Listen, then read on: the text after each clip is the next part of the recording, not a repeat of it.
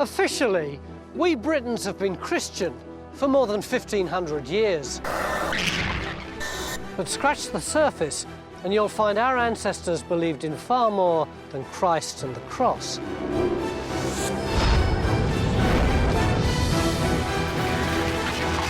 Pagan gods, witches, demons, evil spirits were all proclaimed as terrifying fact.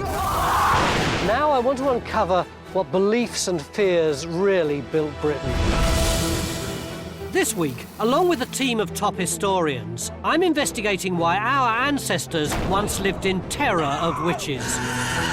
Why were hundreds of women believed to be committing horrific supernatural crimes? The grinding up of bones of babies, of murdered children, would make the broomstick fly.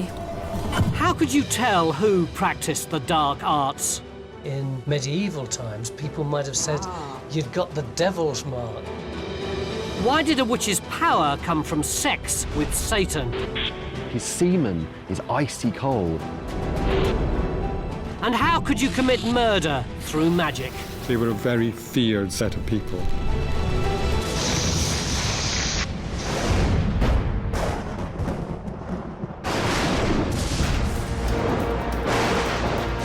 Today, witches are the stuff of fairy tales.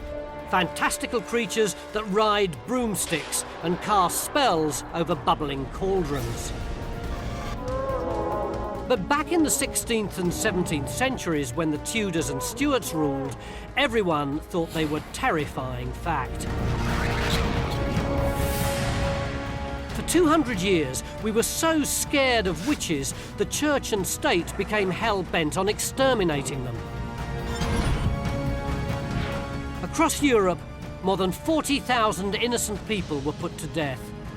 These horrific witch hunts were one of the darkest and bloodiest periods in our history.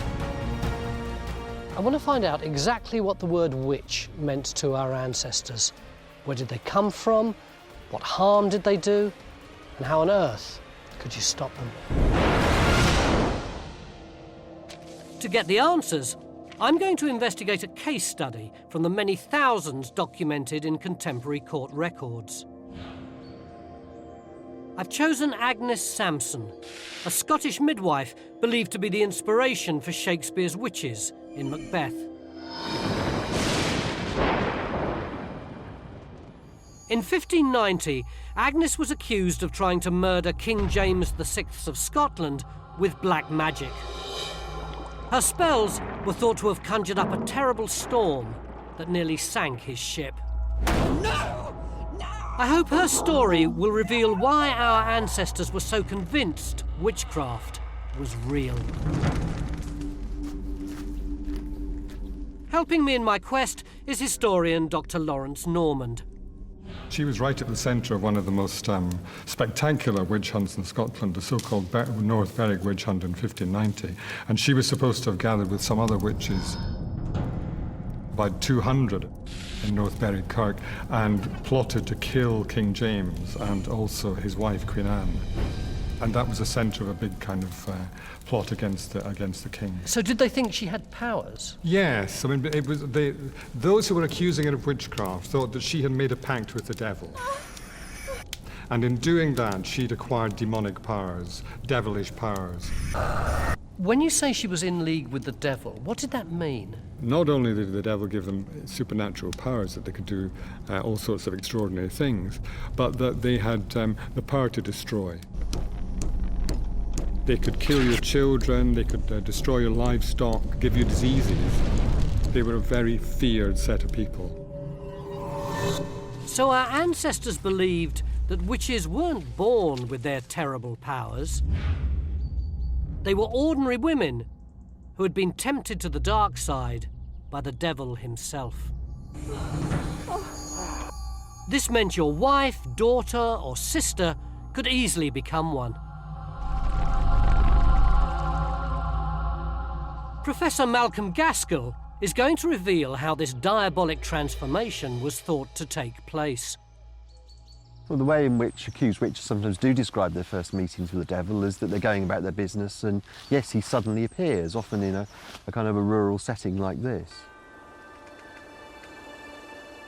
It was believed that the devil could travel in the form of smoke or mist,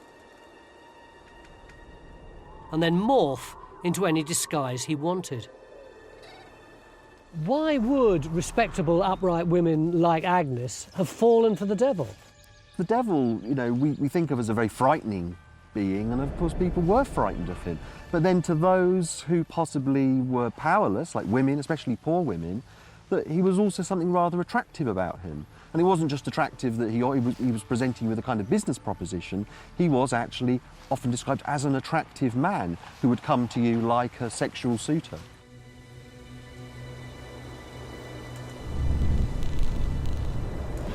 What did he do once he'd got one of these women on side? What the devil would try and do is sweet talk the candidate that he's identified into coming over to his side. So he might point out the inadequacy of the candidate's life and say, you know, you're living a life of absolute poverty, you know, I could make you richer. You're living a life of powerlessness, I can give you power. Once he'd found a willing convert, then he would look to kind of seal the deal, and that meant fixing a covenant or a contract or a pact with the individual.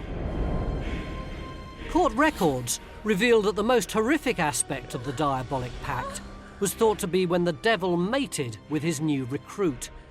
This whole 16th century fantasy revolved around women exchanging their virtue for power from hell. You've got to remember, of course, that this is all about inversion. So the devil is like the opposite of a good husband.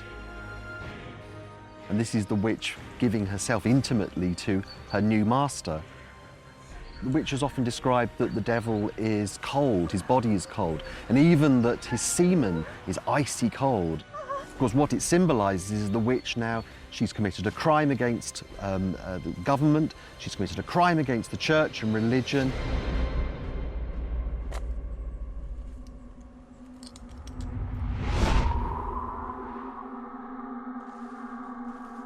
In this nightmare fantasy, sex with the devil would transform women like Agnes into terrifying witches.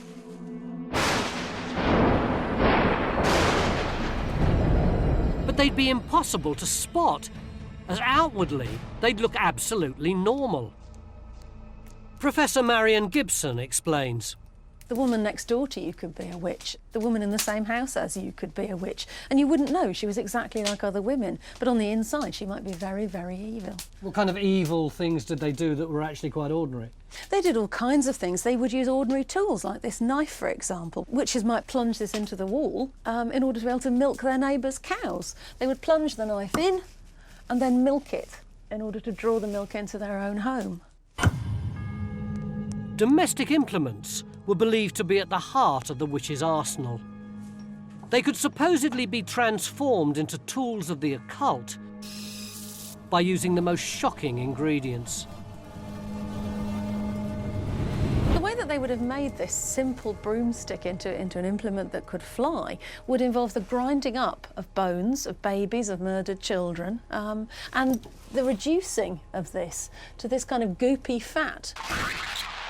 And they would smear this onto the broomstick, and because of this was a demonic and unnatural activity, the killing of children and boiling of their bones, this magic would make the broomstick fly. Why do you think they chose the image of a broomstick?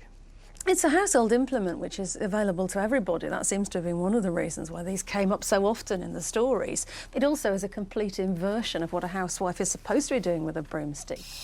Instead of cleaning the house with it, it's a means of corruption and pollution and wickedness generally, just as the baby's bones are about the anti-maternal. This is the world turned upside down, isn't it? Yes, absolutely. Yes, this is exactly all the things that a woman should not be doing.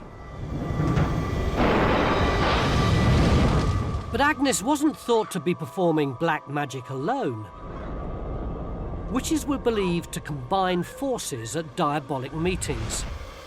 These terrifying celebrations of the dark arts were known as witches' sabbaths. Using court records, Marion and Malcolm are going to show me what they were thought to involve. Malcolm, what would have people started doing once they got here? They would start to dance around the fire and they would be feasting and celebrating. It's like a kind of it's been described as like a perverted village fair. But what was it that scared people so much about all this? Well, of course, witches have come here to pay homage to their master Satan, to plot their foul crimes against their neighbours. There really is the dark side of religion. They have come here to do something terrible, because it's like a big black mass, so it's actually it's heretical and atheistical meeting as well. So all those things that are precious to order in society are being attacked and undermined. Inversion, transforming everything good into its dark, demonic opposite, was believed to be at the heart of the Sabbath. Anything wholesome would be made foul. A healthy stew would become an evil concoction designed to harm rather than nourish. In plays like Macbeth, Shakespeare, for example, imagines people putting in bits of tiger and baboon's blood and so on. So hubble, bubble, toil and trouble really was part of what they thought witches did? Yes, absolutely, yes. Anything that was out of the ordinary, that was obscene or erotic or exotic, that would all go on at the Sabbath. Popular religious festivals and celebrations would also be inverted at the Sabbath, becoming a hellish travesty, with participants supposedly dancing backwards. It's back to back, it's hip to hip, it's inversion, it's disorder, all the kind of things that the early modern world was very suspicious of. This is everything that was decent and orderly and proper in society turned on its head and turned backwards. But the main target of mockery was Christianity itself. Its rituals were subverted, so the devil became the object of worship, and all manner of sacrilegious acts would take place.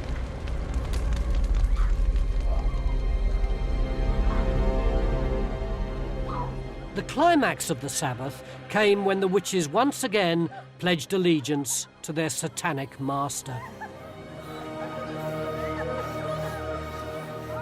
They would kiss the devil's arse. This was the so-called shameful kiss, the unclean kiss, the osculum infame. In the case of Agnes Sampson, we have an account where the devil supposedly hangs his arse over the side of the pulpit so the witches can, to really get in there and really give him a good snog, yeah. What the devil's kiss, the unclean kiss, does is it turns everything on its head, social norms, political norms, and religious norms as well. Of course, this is the Black Mass. This is an absolute mockery of everything that's good and holy about the church. And through this really foul sexual act, all those things, I think, come together. It's difficult to imagine quite how shocking all this would have been to people around here at the time. But it would have been about as bad as it could get. It mocked and attacked everything that they held dear, a bit like desecrating a grave or something. And even today, there's something about it that makes you feel quite uncomfortable, isn't there? Of course, none of this really happened. But this is what our Tudor and Stuart ancestors firmly believed was going on in secret. Women like Agnes were supposedly turning their backs on everything good and exchanging their faith and virtue for powers from hell. Witches were a threat to everything that 16th century Britain held dear, and it was the moral weakness of women which was at the heart of this fear. These guardians of chastity and family values and faith could be tempted to the dark side. And that meant that your mother or your sister or your wife or even you could fall. And that was a terrifying prospect. But the question is, why did our ancestors believe that this nightmare scenario was real?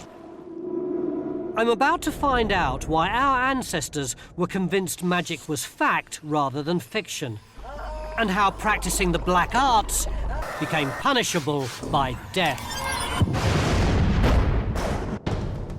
I'm trying to find out why our Tudor and Stuart ancestors were so terrified of witches that they executed hundreds of innocent people in their desperation to exterminate them. One of these was Agnes Sampson, a midwife convicted of trying to kill King James VI of Scotland with black magic. I've discovered what witches were feared to do, but now I want to know why everyone took this fantasy so seriously. Imagine I'm your average Tudor bloke, decent, hard-working chap, just trying to make an honest living on my small holding. I've got a couple of pigs in the shed, I've got a few sheep on the common, and I've got my chickens. But look at this. This one has definitely pegged it. I don't understand it. She was right as rain this morning. I even had one of her eggs for breakfast. And now, all of a sudden, boom, she's dead. And there isn't a mark on her. The foxes haven't had her. The gate's locked, no one's broken in. And I definitely fed her this morning, honest. For 16th century man, there was one obvious conclusion. Someone in this village is a bloody witch. Our Tudor ancestors' obsession with witchcraft grew out of a long-standing belief in all forms of magic, stretching back to Roman times and beyond. By the Middle Ages, magic was such a popular way to deal with everyday problems, it had become big business. In towns and villages across the country, so-called cunning folk were doing a roaring trade, selling supernatural solutions for all manner of troubles. Professor Owen Davis is going to give me a taste of what they offered. Good morning. Good morning. Owen, how seriously did our medieval ancestors take magic? Hugely seriously. They're living in a chaotic, unpredictable world, a world full of spirits and fairies and witches. People are constantly trying to make sense of why things happen and why they've happened to them individually. So there really would have been a sort of one-stop shop where cunning folk like you could have solved all my problems? Absolutely. They would offer pretty much to do anything for you, apart from raising the dead, as long as you paid for it. All right. My sister's husband is a bit of a swine, and I think he's been having an affair with someone else. OK, well, I think we need to cool their ardour, and to do that, I need a lock and a key. Ah, a lock and a key. OK, now, if you give this to me, using my magic, when I lock the lock and take the key out, I need to put them in water. Here are 2 buckets of water. That's what we need. So I'm going to put the key in one bucket and the lock in the other. And having done that, the two will never come together. That'll teach them, won't it? This is a form of sympathetic magic, where objects represent people. Separating the phallic key from the tempting lock would also separate the errant brother-in-law from his mistress. You're transforming my life, but there is one big issue we haven't discussed yet, which is I don't think that my girlfriend fancies me anymore. Well, it looks like we need to get a magic spell together. And to do that, I need a rose. Ah, got a rose. Here's a rose. Perfect. Now, I also need you to give me that consecrated ink. And I will consult my book of magic to find a love charm for you. So I shall write the magic symbol on the charm. Yeah. And now I'll give that back to you. And if you strew the petals with the doorway of your beloved, she will love you forever.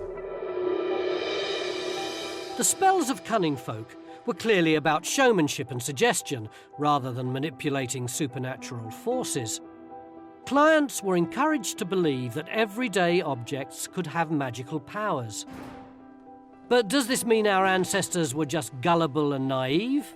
Not necessarily. Psychologist Claudia Hammond has gathered a group of rational, sceptical science students to demonstrate that many of us still subconsciously believe in the possibility of magic. So who is this? This is my mum and my little brother. And what's your relationship like with them? Well, my relationship with my mom has ups and downs, but she's been always there for me whenever I needed somebody to talk to. And your little brother? He's adorable. He always wants to talk to me on the phone when I call. He's just an adorable little bundle of joy. So what we're going to do is, I've got this board here, so I'm just going to put the picture on this nice wooden chopping board here. And I've got a knife. Would you be prepared to take the knife and stab the picture with it? No. But it's only a piece of paper, it's not the real people. It's so much connected to them, though. It's the image of them. I feel like they're looking out at me right now as I'm looking at the picture. I can't even bring myself to destroy an image of them. It's interesting that you wouldn't, because you know this isn't them. It's not going to hurt them, but many people would find this a very difficult thing to do. These are my grandparents. They looked after me a lot when I was young. Would you be prepared to stab the picture? No. I can't be comfortable with the idea of there being any harm to them in any way, however distant and however diluted it is even. But we could run you off 20 copies of that. And I completely acknowledge that, but no, I just couldn't bring myself to do it.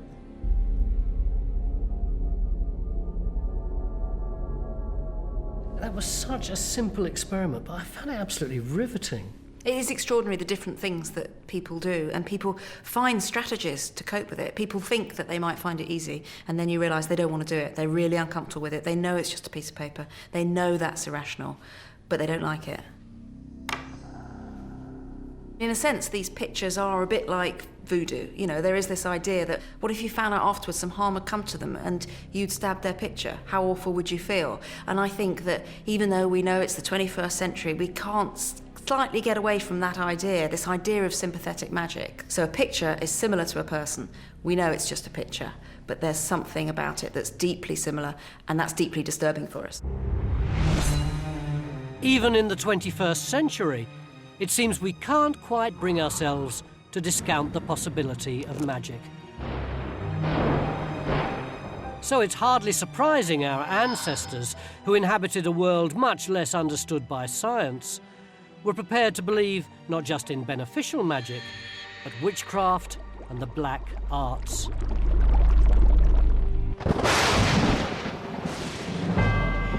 And these beliefs were growing in strength and power as academics attempted to give them intellectual credibility.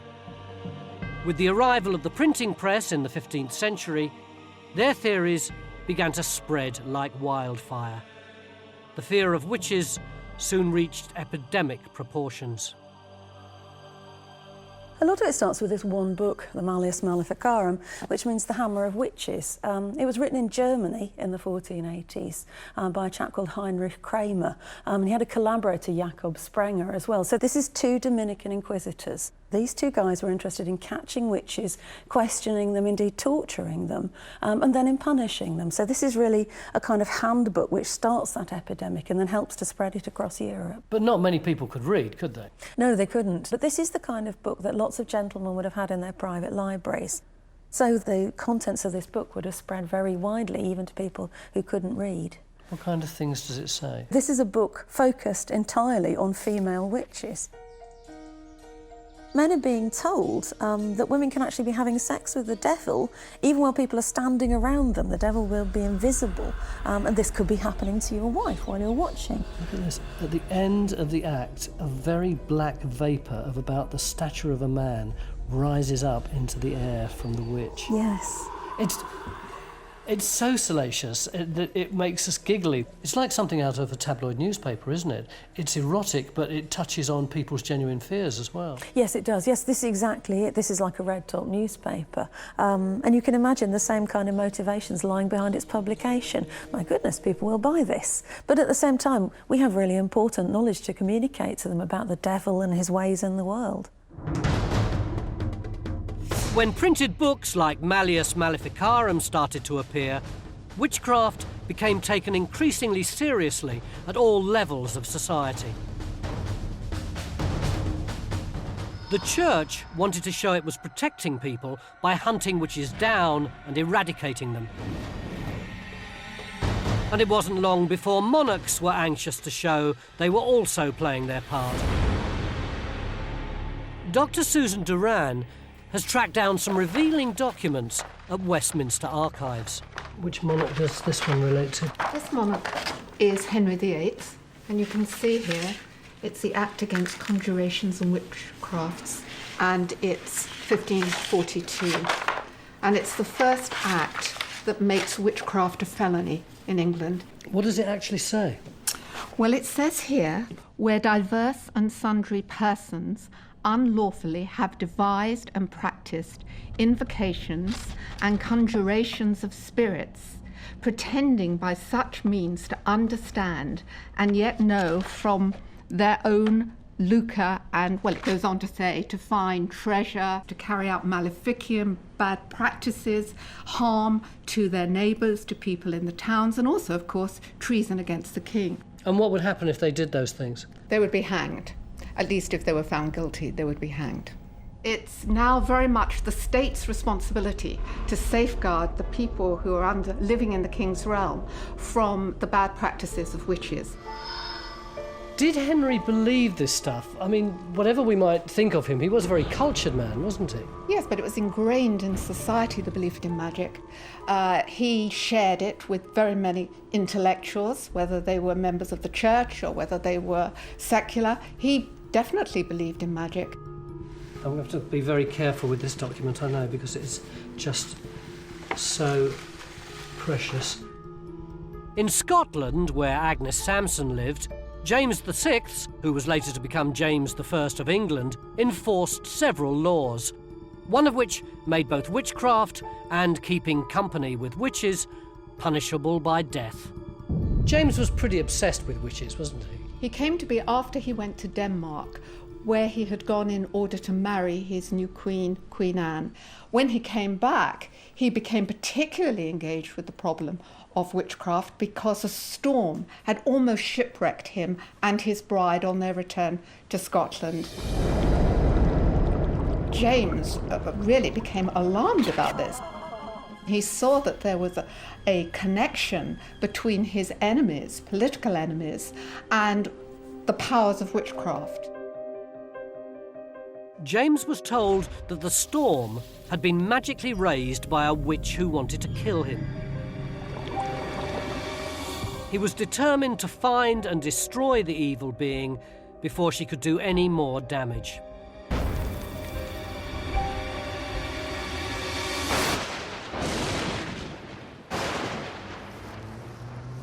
But there was a problem.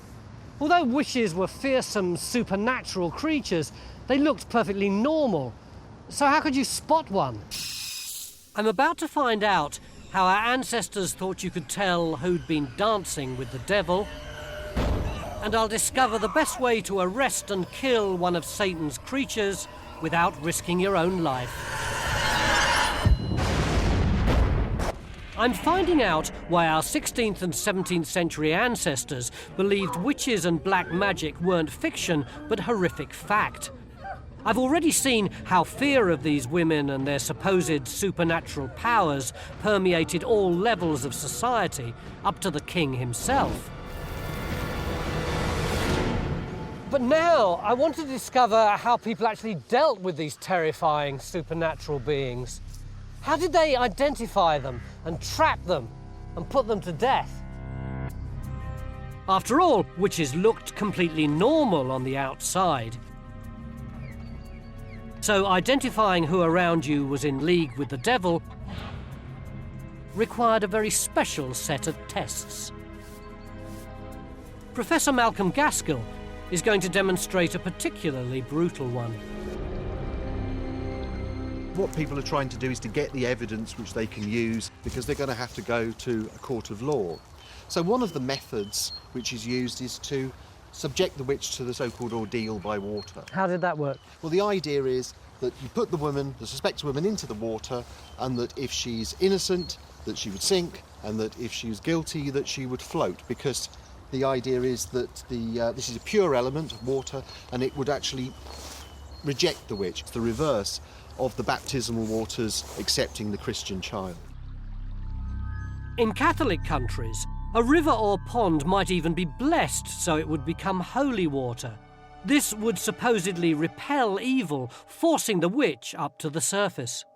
She would have been bound with her thumbs to her opposing toes, making the sign of the cross over her body, and also bound so that she couldn't swim to save herself and so spoil the experiment. So all the people from the village who'd had suspicions against the suspect would have come out that day, all eyes focused on the individual in the water to see whether she was indeed a witch or not.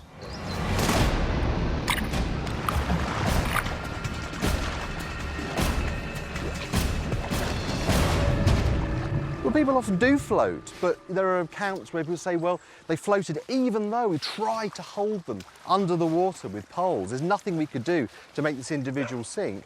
And so that would have really emphasised the guilt of the suspect. But if she did stay under, she'd just drown. Yeah, well, people often think that actually you're damned if you do, damned if you don't. If you sink, then you drown and then you die anyway. Yeah, But actually, you know, these people would be attached to a rope because the idea is you haul them out. You don't want them to drown because that could be murder. What you want to do is prove the guilt, haul her out of the water with the rope, and then use that testimony in a law court against her. But ordeal by water was just one way to detect a witch. Another was to find the devil's mark. When the devil touched his followers, it was thought his demonic heat would burn them, leaving a scar. This could sometimes take the form of a teat-like appendage used to suckle demons. I'm off to a dermatology clinic to see what sort of blemishes might once have been considered the devil's mark. This, again, is a very, very characteristic lesion that occurs with age. That is interesting, isn't it? And it's an unusual job for GP Jonty Heversedge. So anyone over the age of 40 will very often start to develop these lesions. They're called seborrheic keratosis or seborrheic warts. They look almost like a kind of scab on a healing wound. But the other thing that it does look like is a thumb mark. You can see why in medieval times people might have said you'd got the devil's mark. Ah, OK. How do you feel about that? Don't worry me. Oh, it doesn't. I'm past the so-bad date. A lot of people are concerned about moles on their skin, and you can imagine having something this size, it is worrying, but actually, from a medical perspective, this isn't of any concern at all. Got a couple of wobbly skin tags. Tony, these are very, very characteristic of what we call skin tags, incredibly common.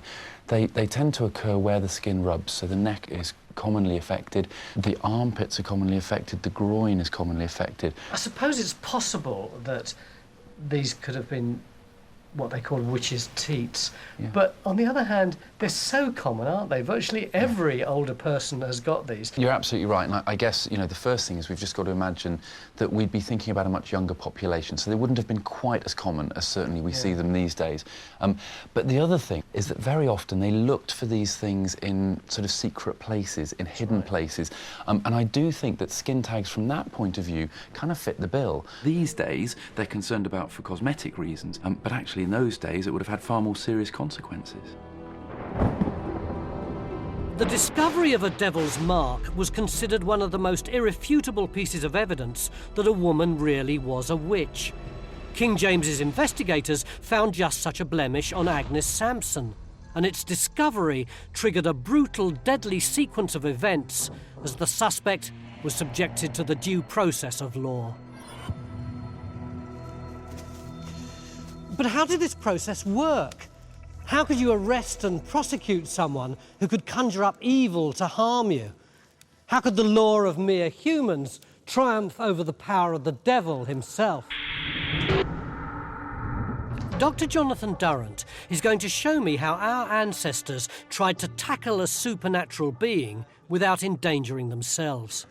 Right, we're a snatch squad about to arrest our witch. This is Louise, our researcher, who's kindly agreed to be our witch today. How do I take hold of her? You've got to be very careful about touching her. And you've got to be very careful about her sight and her voice, her words, because they're all demonic. She's been seduced by the devil, and she's full of demonic power. So you need to keep her at arm's distance somehow. So you probably need some kind of stick. OK, I'll get the stick. Here we go. Yeah, just get her like that. Yeah. Pin her up Trap against her. the wall. Yeah. No! No! Now you need to neutralise her power. How do I do that? The best thing to do there is to scratch her somehow, make her bleed. Now, where do I scratch her? I would scratch her across the forehead. Right away across. Bleeding was a common medical procedure in the 16th and 17th centuries.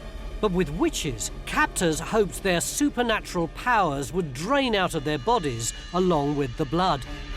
She'd be terrified by now, wouldn't she? She's not only being trapped, but there's blood gushing all the way down her front. You'd be frightened as well, so you'll... I'd forgotten that, of course. I would have been as frightened as she was. That's right, you're frightened of her power. So what do we do next? You've got to manacle her. Guys, can we manacle her up? No! No! OK, she's got the manacles on now. Right, now you've got to raise her feet off the ground. You need to find a plank to lay her on. Plank, guys! It was believed that if a witch could make contact with the ground, she could somehow channel the devil's power from hell. Do we know that this actually happened, or was it just propaganda? It's a suggestion in a manual by some academic demonologists who did prosecute witches, and this is the way they suggest that you do this. I can imagine that people might want to do this if they feared the witch so much. There's something cruel and brutal about it, which might be quite satisfying. Now what do we do with her? Now you just lift her up and drag her through the streets and take her to prison. Once a witch had been arrested, she was assumed to be guilty. But to secure a conviction, her prosecutors needed a confession. And they'd stop at nothing to get it. A fair trial was not the name of the game.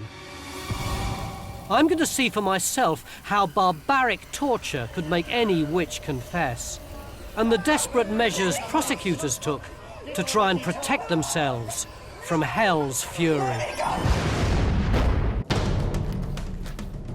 I'm on a quest to discover why our ancestors were so convinced witches existed, they executed thousands of innocent people trying to wipe them out.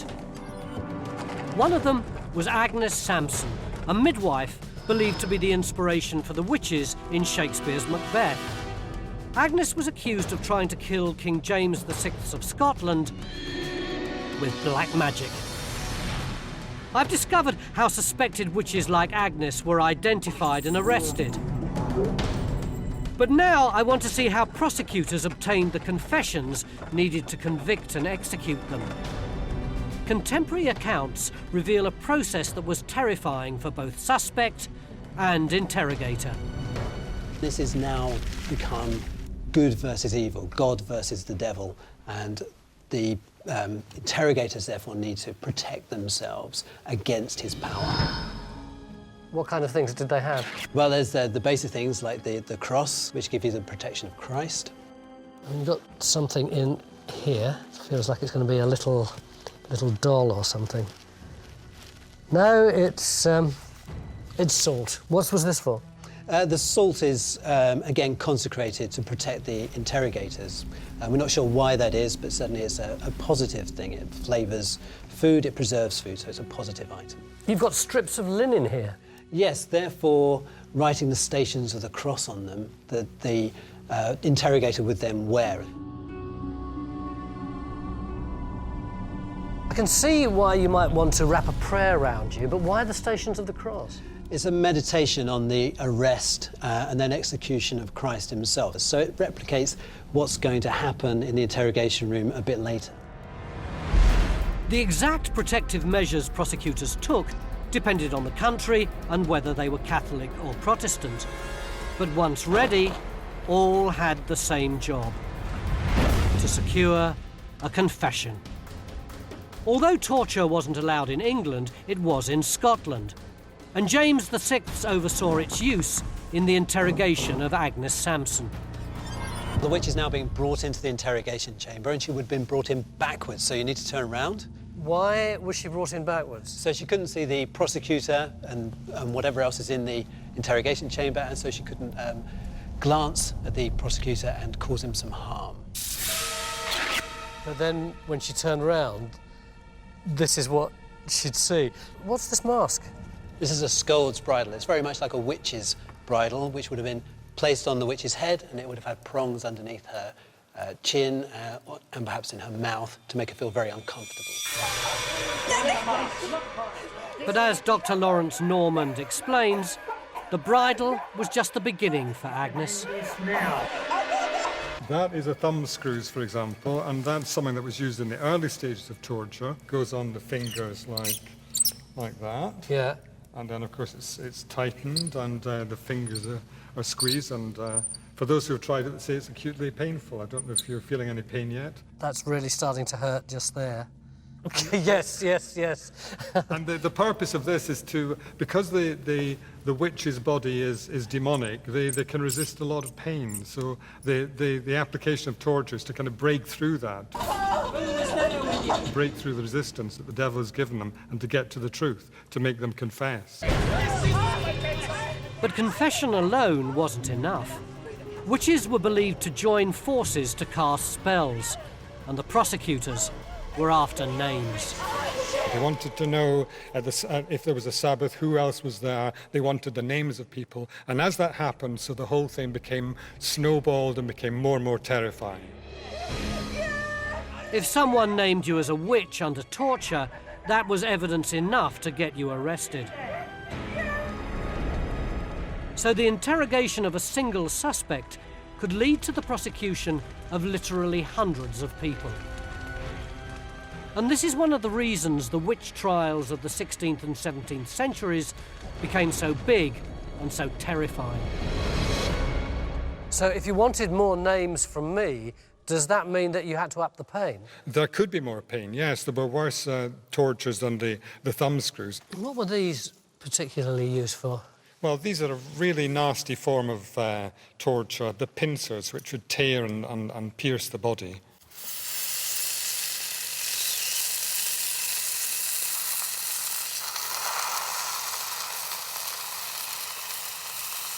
You'd be able to hear yourself burning, wouldn't you? And smell it too. But even after torture as extreme as this, it wasn't necessarily over for women like Agnes. The prosecutors didn't just want to eradicate witches, but witchcraft itself. To do this, they needed as many details as possible about how the dark arts actually worked. As long as they didn't kill the suspect, there was little they wouldn't do to get this information. This is the strappado, and it has several different levels that you can go through. The first is a basic level.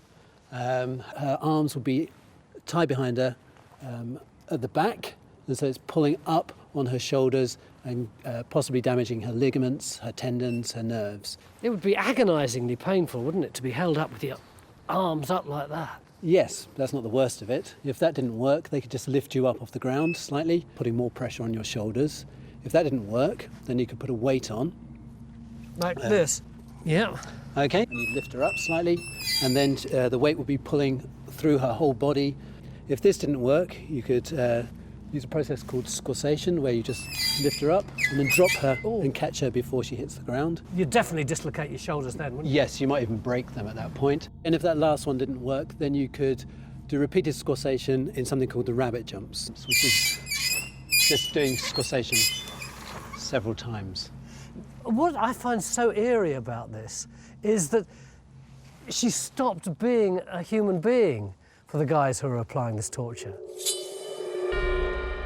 The whole process culminated in the courtroom, where the confession of the alleged witch was read out. If it convinced the court, she was convicted. These confessions helped make ordinary people believe that the fantasy of witchcraft was very real. What happened to Agnes? Agnes was found guilty and she was executed the next day. She was taken through the streets of Edinburgh in a cart up to the Castle Hill, where the Scottish witches were burned, and she was put on the pyre and she was garroted and burned. As the sentence said, her body was burned to ashes. What was the point of burning somebody after they'd been strangled? Normally people are buried. They're not cremated, and cremation basically eradicates your physical presence from the earth. So, in effect, you've got no body there when the Day of Judgment comes, no body to rise up again and stand before God. What would the people who were watching it have felt? Well, those who were glad to see a witch being destroyed would feel that an evil element in their society had been deleted, and that society was made purer as a result. The last execution of a witch in Britain was in 1727. In 1735, the state officially recognised that witchcraft was fantasy and it ceased to be a criminal offence.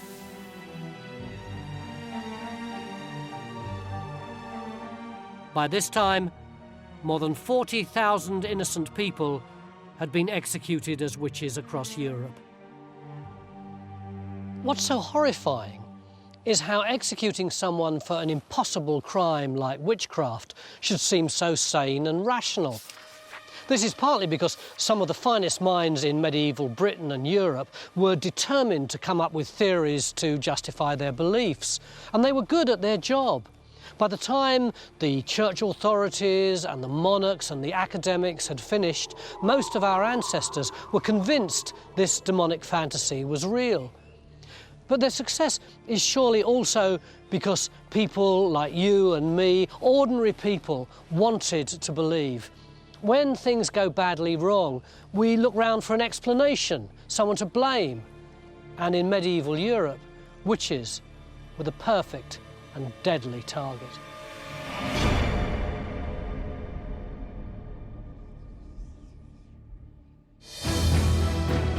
A couple are drawn into the seedy world of human trafficking in Hush on Film 4 next, followed by Pitch Black Heist, part of their British Connection season. Here on More 4, Doctor will see you now for an evening of embarrassing bodies.